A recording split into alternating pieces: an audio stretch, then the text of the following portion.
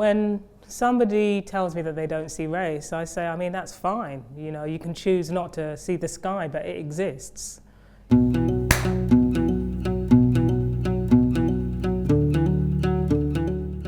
told I was 4 years old when I turned to my mum and I said, well, you know, when am I going to turn white? I was consuming and engaging with media and culture around me, a lot of cartoons, a lot of kids' TV, comics, etc., etc. And well, all the good people were white, and I considered myself to be a good person. I realized at that early age that to be white was to be human. I was attempting to discuss race in white-dominated circles and really getting nowhere. I wrote a blog post. I titled it, "Why I'm No Longer Talking to White People About Race." Let's say we were having a broad conversation about inequality.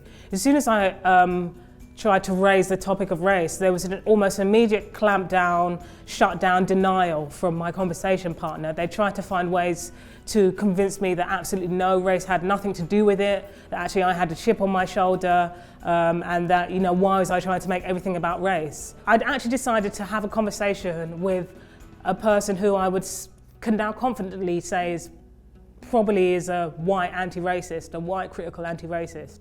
And I spoke to her about her journey and I said, well, what's led to you being somebody who is so aware of how race shapes inequality? She said that a lot of her defensiveness initially when it came to these conversations about race was a fear of being wrong. You know, a fear of, she said a lot of it was to do with her ego, a fear of being implicated in existing inequalities, a fear that she actually wasn't doing enough. I know that I have not spoken out in the past for fear of losing a job or losing a friend or losing a space in a house share. Because when you discuss race in the conversation, you become the troublemaker, you become the problem. I dedicated a whole chapter in the book to discussing intersectionality, and it's really from the perspective of my doomed encounters with white British feminism. And they were really doomed because I was surrounded by very nice, white, middle-class women who just didn't want to hear about race. And I was told I'm splitting the movement, I'm being divisive, etc., etc., etc. And that was really a galling time for me because I don't really have the option of separating these two issues. In Britain, power is still very white here.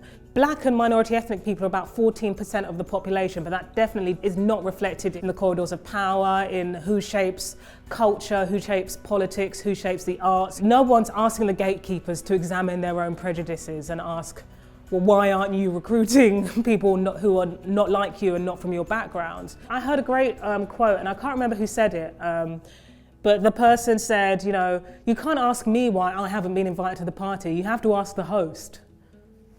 My name's Reni Eddo-Lodge, and this is my brief but spectacular take on talking to white people about race.